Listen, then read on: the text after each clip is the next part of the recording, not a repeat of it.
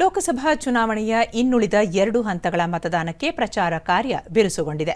ಇನ್ನು 114 ಲೋಕಸಭಾ ಕ್ಷೇತ್ರಗಳ ಚುನಾವಣೆ ಮಾತ್ರ ಬಾಕಿ ಇದ್ದು, ಅವುಗಳಿಗೆ ಮೇ 25 ಹಾಗೂ ಜೂನ್ 1ರಂದು 6 ಮತ್ತು 7ನೇ ಹಂತದ ಮತದಾನ ನಡೆಯಲಿದೆ. ಅದಕ್ಕಾಗಿ ವಿವಿಧ ರಾಜಕೀಯ ಪಕ್ಷಗಳ ನಾಯಕರು ರ್ಯಾಲಿ, ಸಾರ್ವಜನಿಕ ಸಭೆ ಹಾಗೂ ರೋಡ್ ಶೋಗಳ ಮೂಲಕ ಮತದಾರರ ಮನಗೆಲ್ಲುವ ಪ್ರಯತ್ನದಲ್ಲಿ ತೊಡಗಿದ್ದಾರೆ. ಬಿಜೆಪಿ ಹಿರಿಯ ನಾಯಕ ಹಾಗೂ ಪ್ರಧಾನಿ ನರೇಂದ್ರ ಮೋದಿ ಇಂದು ಬಿಹಾರ ಮತ್ತು ಉತ್ತರ ಪ್ರದೇಶದಲ್ಲಿ 4 ಸಾರ್ವಜನಿಕ ಸಭೆಗಳನ್ನು ಉದ್ದೇಶಿಸಿ ಮಾತನಾಡಲಿದ್ದಾರೆ. ಸಂಜೆ ಪ್ರಧಾನಿ ಉತ್ತರ ಪ್ರದೇಶದ ತಮ್ಮ ಸ್ವಕ್ಷೇತ್ರ ವಾರಣಾಸಿಯಲ್ಲಿ ಮಾತೃಶಕ್ತಿ ಸಮ್ಮೇಳನದಲ್ಲಿ ಸುಮಾರು 25,000ಕ್ಕೂ ಅಧಿಕ ಮಹಿಳೆಯರನ್ನು ಉದ್ದೇಶಿಸಿ ಭಾಷಣ ಮಾಡಲಿದ್ದಾರೆ. ಅವರಲ್ಲದೆ ಉತ್ತರ ಪ್ರದೇಶ ಮುಖ್ಯಮಂತ್ರಿ ಯೋಗಿ ಆದಿತ್ಯನಾಥ್ ಹಾಗೂ ಬಿಜೆಪಿ ಹಿರಿಯ ನಾಯಕ ಹಾಗೂ ಕೇಂದ್ರ ಸಚಿವ ಅಮಿತ್ ಶಾ ಮತ್ತಿತರರು ಪ್ರಚಾರ ಕಾರ್ಯದಲ್ಲಿ ಭಾಗವಹಿಸುವರು.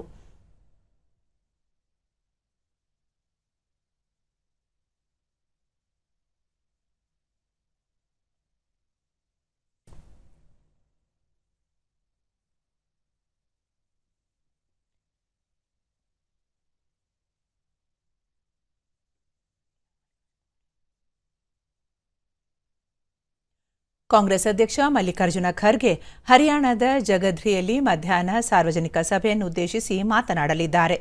ನಂತರ ಅವರು ಮಧ್ಯಾಹ್ನ 3 ಗಂಟೆಗೆ ಚಂಡೀಗಢದಲ್ಲಿ ಸುದ್ದಿಗಾರರೊಂದಿಗೆ ಸಂವಾದ ನಡೆಸಲಿದ್ದಾರೆ.